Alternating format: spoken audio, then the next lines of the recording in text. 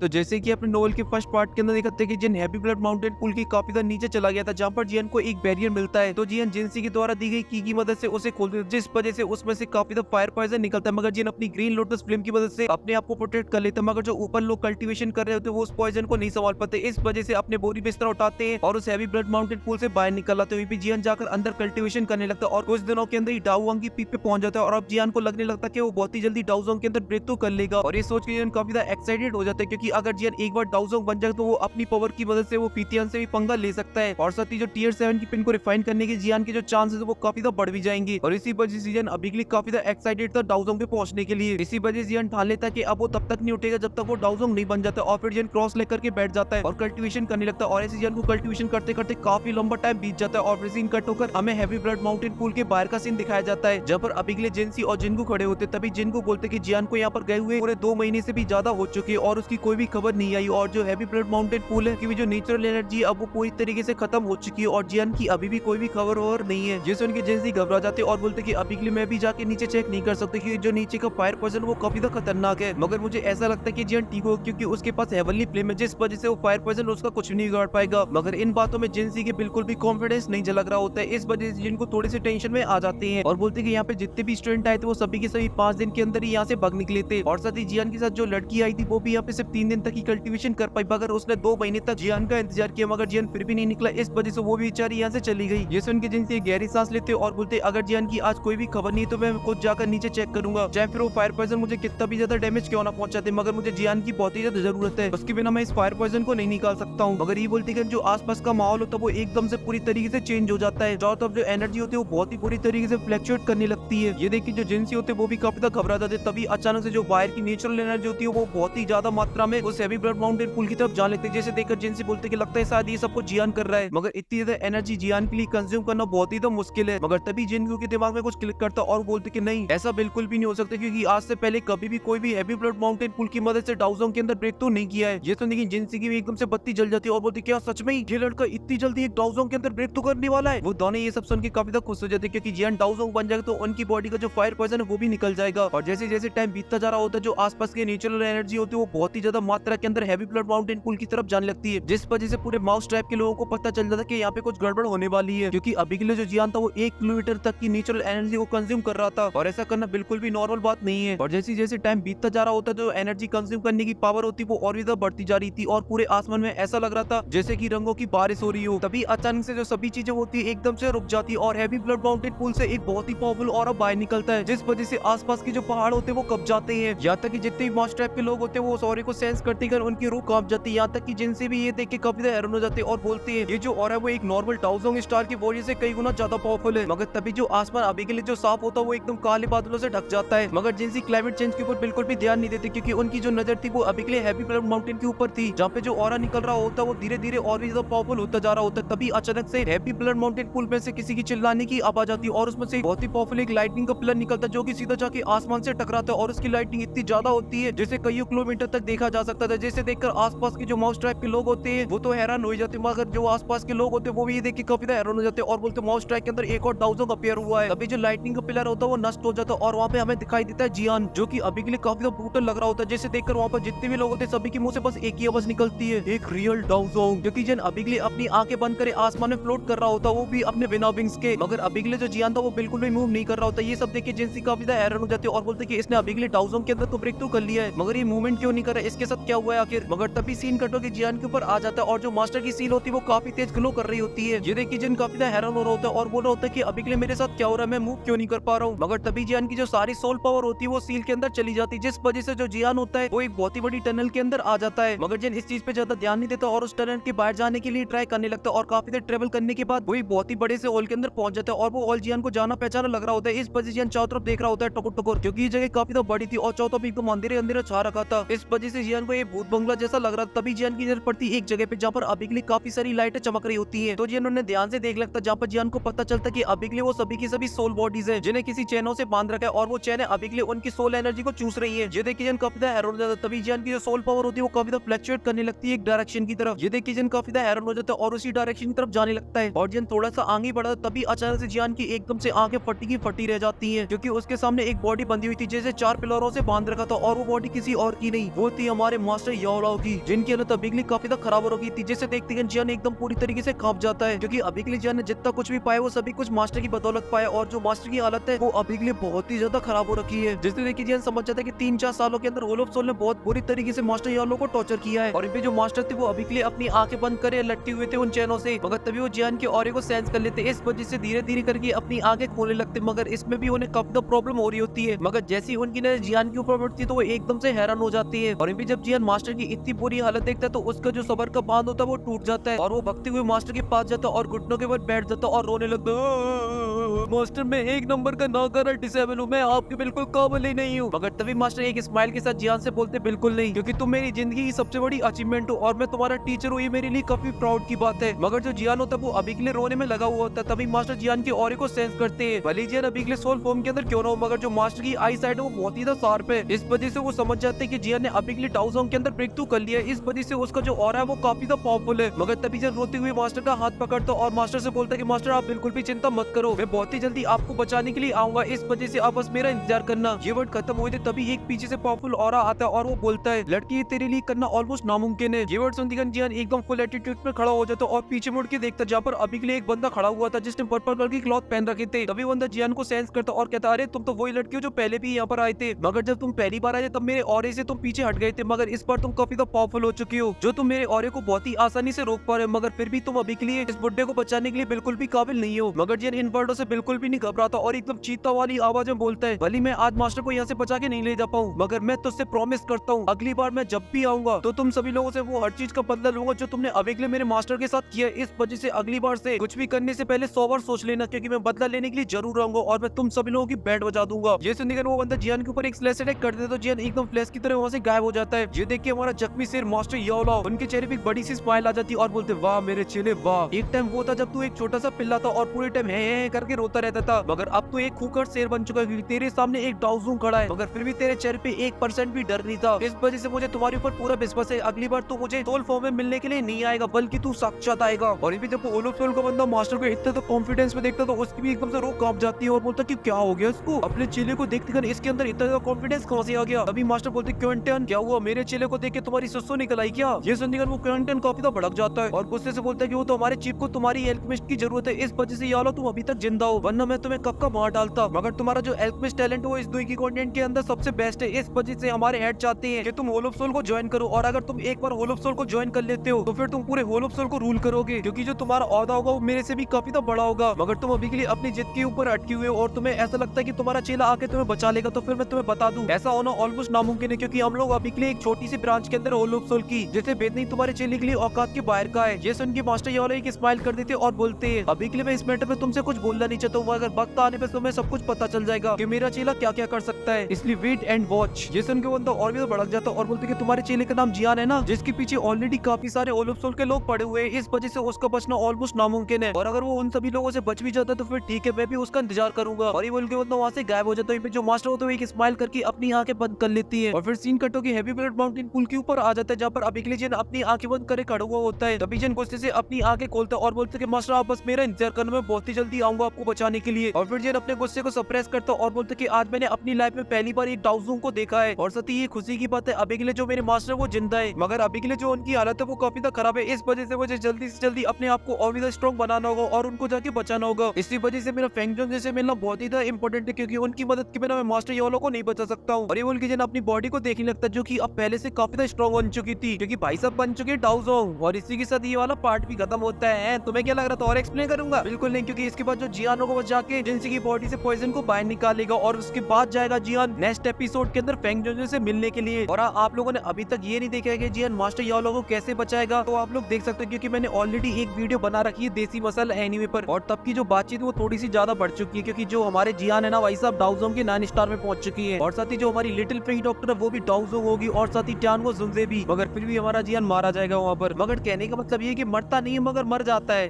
मतलब समझ जाओ यार तुम लोग, कुछ हो जाता है जिसकी वजह जियान भाई 2-3 साल के लिए चला जाता है। मगर इसी बीच हमें दर्शन हो गए क्वीन मेडुसा और छोटी क्वीन मेडुसा के, बोले तो जाओ जाओ के। इस वजह से मैं जियान को आधा मरते हुए देखने के लिए बहुत ही ज्यादा एक्साइटेड हूँ, क्योंकि इसी बहाने हमें क्वीन मेडुसा और जाओ जाओ के दर्शन हो जाएंगे। और हाँ, सबसे ज्यादा इंपॉर्टेंट बात ये है कि अभी तक आप लोगों ने वीडियो को लाइक किया कि नहीं किया? नहीं किया तो करो जल्दी, और साथ ही चैनल को भी सब्सक्राइब करो और कमेंट करके ये बताओ आप आगे की स्टोरी के लिए कितने ज्यादा एक्साइटेड हो बैटल टूर्नामेंट की। और फिलहाल के लिए इस वीडियो में सिर्फ इतना ही। मैं मिलता हूँ आपसे नेक्स्ट वीडियो में, तब तक के लिए आप सभी को बहुत सारा प्यार।